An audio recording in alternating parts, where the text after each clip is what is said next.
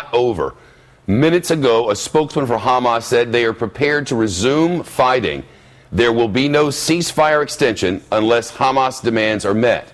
That's in the last few minutes. And here are the demands. Israel must lift the blockade and open a port for Gaza in the Mediterranean. Here's what I'm saying here.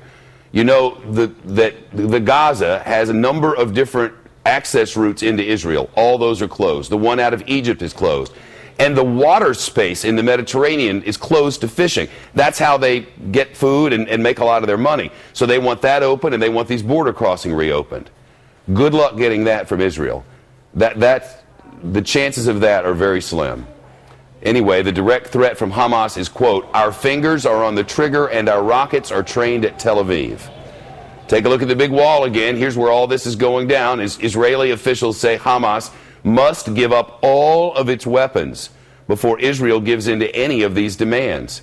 This comes as peace talks do continue in Egypt. The two sides are not meeting face to face. Egyptian officials are going back and forth between the two groups. And our Rick Leventhal is live in the Gaza. Rick, the hope was that this ceasefire would extend, you know, for a long time. It now sounds like Hamas is thinking otherwise.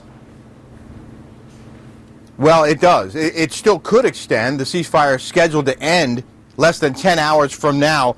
Israel says that it is willing to extend the deadline on that without conditions because it's hoping to come up with some sort of long-term peace agreement. But Hamas on television tonight made a very tough statement. A man who was masked told the audience that Hamas is ready to resume the fight unless Israel agrees to lift the blockade and build that port here in Gaza. Once that's agreed upon, Hamas says there is a chance to expand the ceasefire and negotiate further details. But if that isn't agreed upon, Hamas is suggesting that perhaps as early as tomorrow morning, the rockets could fly again. Hamas held a rally at noon today outside a Parliament building in Gaza City. Several thousand people showed up.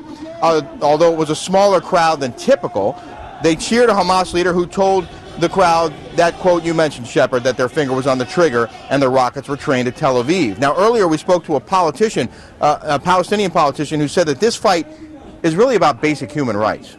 It is inhuman and unacceptable and immoral to keep 1.8 million people in the largest prison in the world and keep bombarding them from time to time and having them drown in sewage without electricity and without drinkable water.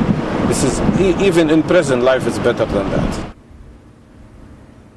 Dr. Barghouti says the road to peace starts with ending what he calls Israel's occupation of this territory, Shepard. Is it fair to say that Israel seems to be softening its position?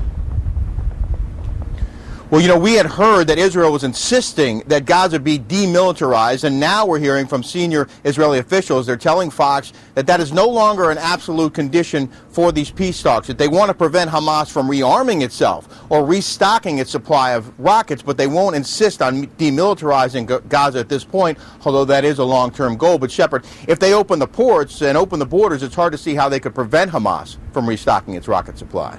Rick Leventhal in the Gaza will watch, and will watch for us, and we'll get back should news warrant.